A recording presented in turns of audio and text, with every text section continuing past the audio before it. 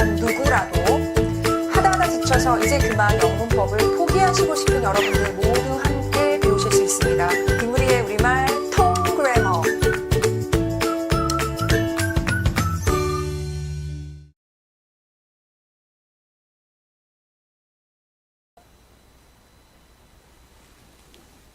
안녕하세요. 우리말 통그래머의 김우리입니다. 오늘 SATP 성공학습 방법 두 번째 시간입니다.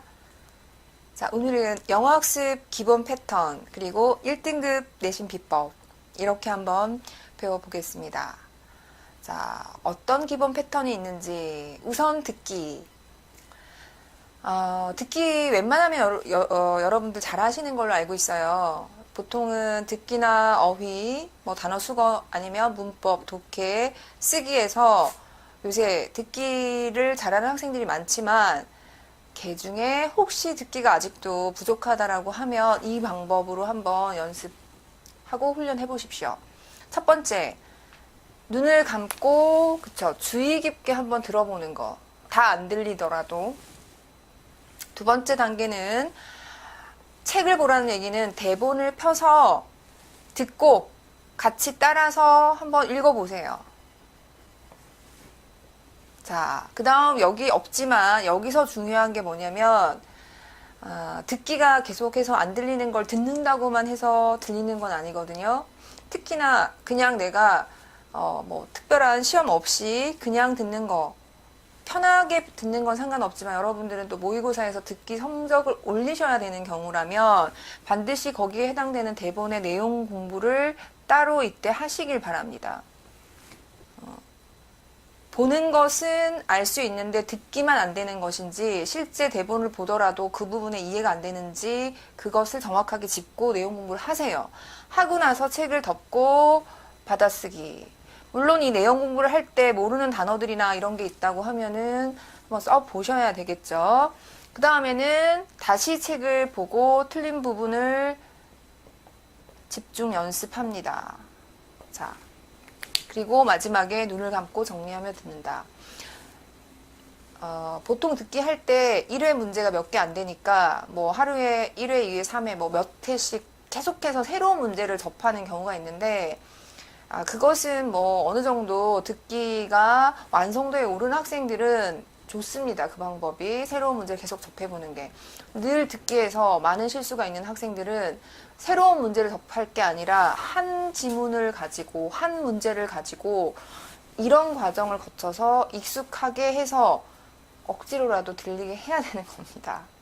그래서 내가 어느 단계의 듣기 지금 실력을 가지고 있는지에 따라서 지금 이 부분은 어떻게 보면은 기초 부분이라고 할 수 있겠습니다. 내가 아직 듣기는 많이 부족한 경우에는 이렇게 하시면 됩니다.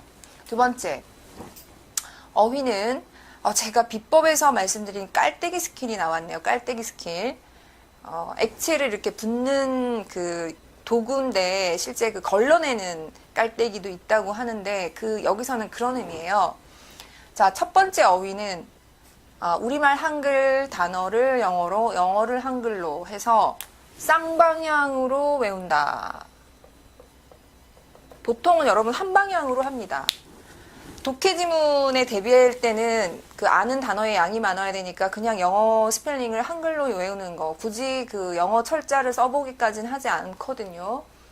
그런데 정석으로 하려면은 둘 다 가능해야 되죠. 한글 단어를 영어로 생각할 수도 있고 그 다음에 쓸 수도 있고 요령은 그때그때 따라서 필요한 경우에 자기가 원하는 걸 하면 좋겠지만 원래는 균형감 있게 둘 다가 가능해야 됩니다. 특히나 영작을 잘하려고 하면은 영어 단어를 한글로 보다는 우리말 단어를 영어로 바로바로 생각하는 게 훨씬 더 유리하죠. 억지로 외우지 말고 단어들을 집중해서 훑어본 뒤 자, 억지로 외우는 거에 얘는 단어 하나가 안 외워져서 연습장 하나를 가득 뭐 100번을 쓴다, 200번을 쓴다. 정신은 딴 데 가 있고. 그러고 나면 100번이든 200번이든 쓰고 나서 기억이 안 납니다. 그런 게 억지로 외우는 거예요. 간혹 그런 숙제를 어릴 때 하긴 했어요. 뭐 한자 외울 때도 몇 번씩 써오기인데 몇 번 써오는 것 자체는 집중하지 않으면은 그냥 손 연습에 손 연습, 글씨 연습. 자, 그래서 그렇게 하지 말고 단어들을 집중해서 훑어본 뒤 우선은 다 못 외웠더라도 반을 가려서 내가 그 똑같은 시간에 기억나는 게 있고 기억나지 않는 단어를 걸러라. 깔때기 스킬. 또 외워서 또 걸러라. 80%까지 거르고 남은 20% 단어는 소중히 따로 정리해라. 아무리 해도 안 외워지는 게 있거든요. 그건 좀 시간을 많이 들여야 된다. 자, 그래서 이때 정리는 짜투리 시간. 우리 앞에 학습 1에서 배웠던 짜투리 시간이나 아니면은 좀 피곤한 그럴 때 정리를 하셔라. 피곤한 시간, 머리가 뭔가 좀 개운하지 않을 때. 자, 그 다음 개인적인 역량에 맞게 주 단위로 통암기 혹은 통암기에서 테스트하는 거. 제가 그때 그 단어 얘기 드렸었습니다. 자기 역량에 맞게는 하루에 30개씩, 하루에 100개씩 외우는 학생도 있고 하루에 뭐 10개씩 외우는 학생도 있으니까 그것이 중요할 것 같진 않아요. 많이 외워서 많이 까먹는 것은 의미가 없기 때문에 조금씩이라도 일주일 단위로 했으면은 주 단위로 해서 전체를 한번 훑어주고 가는 거 중요합니다. 그리고 따로 암기한 단어들의 단기가 아니라 그냥 단어 시험 치거나 그냥 당장에 있는 시험 치고 나서 까먹는 게 아니고 장기 기억하는, 사실은 기계적인 단어장 내지는 뭐 단어책 그것을 100번, 200번 보는 것보다는 기억했다가 독해지문이나 문법 예문들의 단어로 반복했을 때 내가 단어장에서 외운 단어가 이 지문에서 나왔네, 이 문법 예문에서 나왔네 라고 할 때 훨씬 장기적으로 암기가 많이 됩니다. 그러려면 단어를 외우기 위해서 단어장만 들여다보고 있는 게 아니라 그것이 해당되어지는 정도의 독해지문이나 문법 예문을 보는 것 또한 단어 공부를 하는 거죠. 단어 공부는 단어장만 보는 게 아니다. 자, 그래서 여기 한번 보시면 이런 식으로 여러분 이미 이렇게 하고 계실지 모르겠지만 왼쪽에는 철자, 오른쪽에는 우리말 이렇게 반으로 접어서 활용하는 이유는 옆에 이렇게 붙여서 쓰는 학생들이 있어요. 그러지 마시고 반으로 접으면 가릴 수가 있잖아. 항상 그 테스트할 수 있는 것까지 미리 계획해서 이렇게 정리를 하면 좋겠죠. 그 다음 세 번째 문법은 문제로 접근하는 학생들도 많지만 그럴 경우에는 진짜 어려운 문제 못 풀거든요. 그러니까 문법이 사실은 영어에서 가장 수학하고 비슷한 성격을 가졌단 말이에요. 그래서 문법의 용어와 어떤 용어들이 있는지, 부정사가, 가정법이, 뭐 수동태가 어떤 건 알고 어떤 건 모르고 하지 말고 전체적인 용어랑 그 개념이 뭔지, 정의가 뭔지를 실치만 하셔야 돼요. 그리고 여러분은 이제 아주 초등학생이 아니라 아마도 중고니까 충분히 우리말 가지고 이 용어와 개념을 익히면 영어에 도움이 됩니다. 그리고 쉽고 간단한 영어 예문을 어렵고 복잡한 문법책 예문을 보면서 끙끙대면서 억지로 해석하지 말고 거기에 맞는 쉽고 간단한 영어 예문을 가능하면 암기하셔라. 자, 그 다음에는 나름 그 영어의 기본 공식 있어요. 가정법을 직설법으로 뭐 예를 들면 수동태 또는 뭐 인칭 대명사의 표라든지 꼭 외워야 될 게 있단 말이죠. 그런 거 외웠다가 그 다음 네 번째는 또 핵심 공식, 그 기본 공식 말고 실전에 필요한 핵심 공식을 외워서 활용하고, 마지막에 응용 어법 문제를 풀어서 내가 외운 것과 문제가 제대로 적용되는지를 본 다음에 문제로 끝나지 말고, 이런 학생이 있어요. 어법 문제에선 풀면서 실제 그 지문에서 그것을 해석하거나 쓰는 것은 또 거기서 정신줄을 놨나 봐. 여기까지 적용할 수 있도록 그렇게 하시면 됩니다. 제일 중요한 거는 1, 2번. 자, 독해는 처음에는 정독 꼼꼼하게 제대로 끊어읽기 하면서, 그리고 좀 많이 읽어야 되는 거겠죠. 많이 읽어야 되고, 나중에는 속독. 첫 얘기만 보더라도 어떻게 진행될 건지를 추론할 수 있는 속독. 속독이라고 하는 게 빨리 보는 게 아니라 실제로는 앞에 있는 그 글을 내용을 보고 뒤에 어떤 식으로 흘러가겠구나를 글을 많이 보다 보면, 그리고 제대로 읽다 보면 추론할 수 있거든요. 그 실력이 높은 학생들이 빠르게 읽고 정확하게 답을 맞춥니다. 자, 평소 이럴 때 어떻게 해야 되느냐, 국어든 영어든 평소 지문들을 읽을 때 그냥 이렇게 읽지 말고 이 짧은 글이든 긴 글이든 주제가 뭐고 요지가 뭔지 파악을 하는 것이 기본. 그러니까 이거 습관화 하셔야 되고, 그 다음에 이것들을 좀 오랫도록 기억해야 될 내용들이 있다라고 하면은, 그쵸, 비법에서 나올 뼈대 간추르기, 키워드 요약이라고 하는 단계를 거치면 좋습니다. 이게 기본이면 이 응용. 이거는 실제 머리로 예를 들어서 하는 거라고 하면 여기서는 뭔가 내가 손으로 메모를 해야 되는 작업이에요. 최대한 간단면. 그래서 키워드죠. 이걸 했을 때 좋은 점은 글의 흐름 파악 혹은 여러분들의 그 문장 삽입, 순서, 빈칸 추론 이런 문제들을 맞춰야 할 때 범위가 주어져서 좀 이따 내신에서 말씀드릴 테지만 굳이 처음부터 해석을 할 필요가 없어요. 이미 나는 내 머릿속에 이 지문에 대한 키워드가 정리되어 있기 때문에 어떻게 하는지 조금 이따 알려드릴게요. 그 다음 이제 어휘 독해. 단어들을 내가 많이 알아서 단어로 대충 보고 어떤 뜻인지 알고, 구문 독해는 거기에 필요한 수거라든지 아니면 어법이라든지 구조적인 것까지 포함해서 같이 하다 보면은 자유자재로 되는 겁니다. 그렇게. 그래서 독해는 키워드 요약이라는 거. 예문을 한번 보면은 그렇네요. 이게 2015년 11월에 그 쳤던 수능 28번에 나왔던 건데, 노란 것들이 그 키워드 요약의 어떤 단어나 내용입니다. 근데 하나는 순서 키워드고 하나 내용 키워드거든요. 보통 이 작업을 하는 학생들이 있는 걸로 아는데 이쪽을 많이 하세요. 이런 내용인데, 이 내용이 그리스인들이 물체 속성에 집중했고 이것으로 인과관계 본질을 아는데 실패했고, 내용을 이어서. 그럼 이것은 정리를 할 때는 꽤나 머릿속에 뭔가 내용이 정리되는 것 같지만 실제 또 시험에 임할 때는 이런 추상적인 것들, 내용이 잘 기억이 안 날 때가 있거든요. 그러면 이건 정말 그 요령입니다. 요령. 단어들, 내가 눈에 띄는 단어들의 순서를 외워서 정리를 하는 거죠. 이런 식으로. 자, 이렇게 지문이 있으면 핵심 단어들을 이렇게 해서 여기는 내용 키워드고 지금 이렇게 보이는 것들은 순서 키워드. 그래서 이제 여기서 얘기를 좀 드리면은 이 순서 키워드 같은 경우에 정말 내신 시험용이에요. 그렇다고 하면 꼭 중요한 내용 핵심 소재를 순서 키워드로 할 필요는 전혀 없어요. 예를 들어서 어떤 지문들은 보면 몇 년도, 무슨 세기 이렇게 해서 연도만 잘 봐도 순서를 맞출 수 있거나 문장 삽입 문제 풀 수 있게 돼 있거든요. 근데 사실 그 연도 자체가 그렇게 중요하진 않잖아요. 내용 자체에.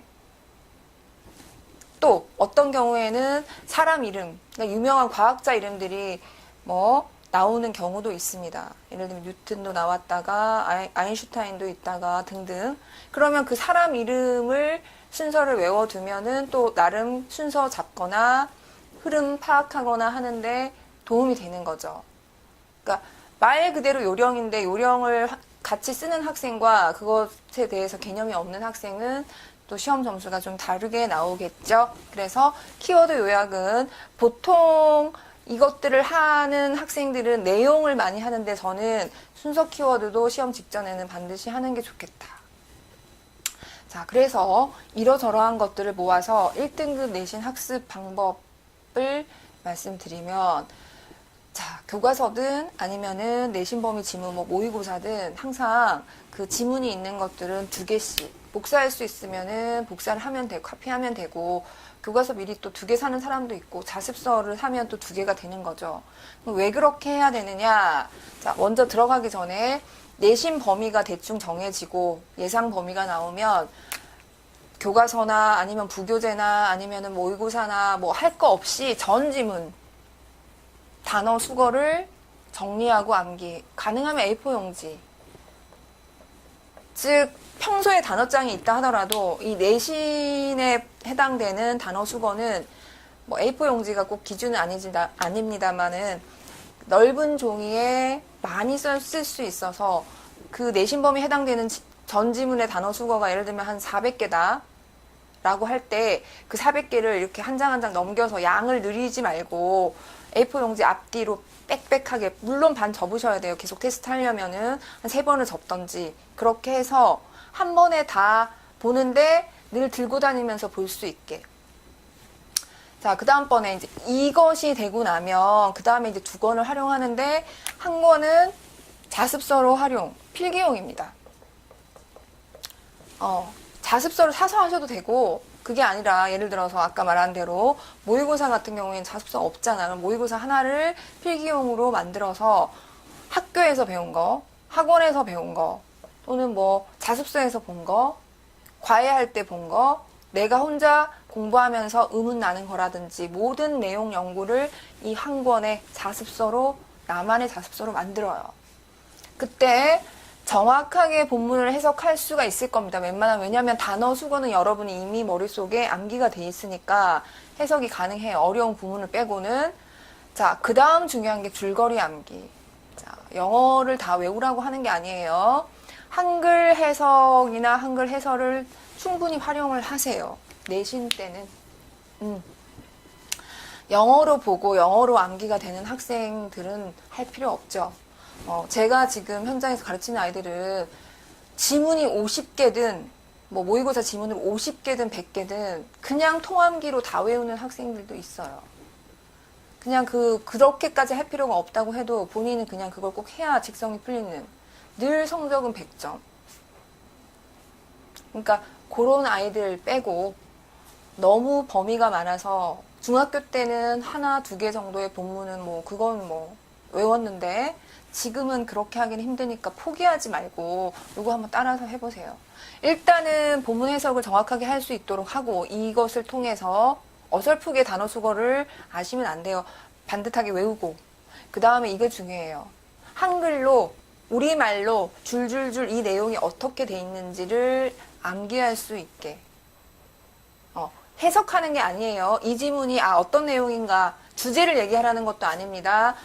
이래서 결론이 이렇다라고 하는 한 기승전결로 할 수 있게 전지문을, 가능하면 전지문을, 만약에 그 전지문이 힘들다고 하면은 본인이 봤을 때 그 시험 범위 안에 예를 들어서 뭐 그래프가 들어있다든지 내용 일치 문제가 들어있으면 그건 빼고 빈칸이라든지 좀 어려운 유형의 지문들을 이렇게.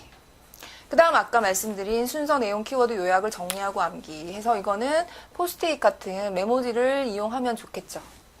그러니까 이 나머지 책에는 어법도 있고 여러 가지 그 중요한 것들이 있으니까 순서 키워드, 내용 키워드를 따로 요약 정리하고 암기. 이 정도는 하셔야 1등급 나옵니다. 그 다음 이렇게 하고 나서 중요한 어법 분명히 있어요. 이번에 내신에는 분사가 있다라든지 구문은 문장 자체가 너무 중요해서 암기를 해야 될 거. 이거 서술형 대비.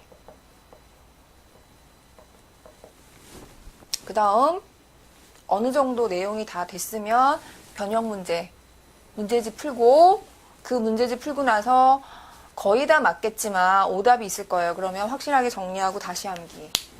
까지로 1권을 다 마스터를 하고, 그 다음 이제 깨끗한 한 권, 깨끗한 하나의 그 지문, 문제지로 활용하라는 것은 내가 공부한 거를 시험 치기 전에 피드백용으로 한번 보라는 거죠.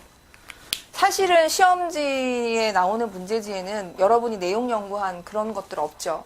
무슨 얘기냐면 여러분이 이것만 계속해서 보면은 내가 내 머릿속에 아는 게 답을 맞춘 건지 해석을 한 건지, 아니면 밑에다가 무슨 적어 놓은 것 때문에 내가 그걸 보고 그 지문을 아는 건지 그 지식을 아는 건지 헷갈리거든요. 그러니 아무것도 없는 그러한 그냥 아무것도 여러분이 필기하지 않은 그 문제지나 그 교재를 가지고 이제 빠르게, 정확하게 아까 했으니까 빠르게 본문해서 될 거예요. 이 정도까지 하면. 하다가 보면 아무리 빠르게 하고 정확하게 했어도 또 기억 안 나는 거 혹은 중요한 어휘가 있거든요. 또 나름 중요한 문장이 있어요. 학교에서 중요하다는, 학원에서 중요하다는, 뭐 또는 자습서에서 중요하다, 과외에서 중요하다, 겹치는 문장들은 나올 확률이 높잖아요. 내가 중요하다고 찍은 것보다는 그런 거. 다, 그 다음에 이 개인의 능력에 따라서 자기한테 어려운 문장이 있어요. 이런 것들을 형광펜으로 활용. 그러니까 결국 필기는 없어야 되는 거고, 이건 형광펜 정도만. 미리 정해두면 좋겠죠. 어휘는 무슨 뭐 초록색, 중요한 문장은 빨간색, 어려운 문장은 노란색 이런 식으로 늘 바꾸지 말고 간단하게 체계화를 해서 그러니까 이런 식의 어떤 체계화를 가지고 하면 그래요. 솔직히 1등급은 안 나올 수 있지만 지금 자기 내신 성적보다는 올라갈 거예요. 그래서 공부는 막 하는 게 아니고 어느 정도의 체계와 이러한 계획을 가지고 하는 거라는 거 제가 성공학습 비법, 성공학습 방법 1을 해서 얘기 드린 거 하고 연계해서 2편에서도 말씀드렸습니다. 자, 다음 시간에는 우리말 통그래머에 앞서서 SETP 이제 비법이라고 할 수 있는 것들 여러분들이 학습할 때 조금 더 도움이 되는 그런 것들로 여러분 만나 뵙겠습니다. 오늘 수고하셨습니다.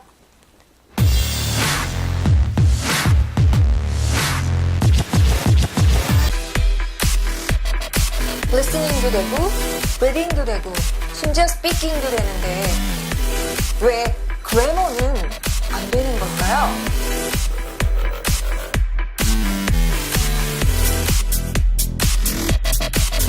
절대 포기하지 마세요.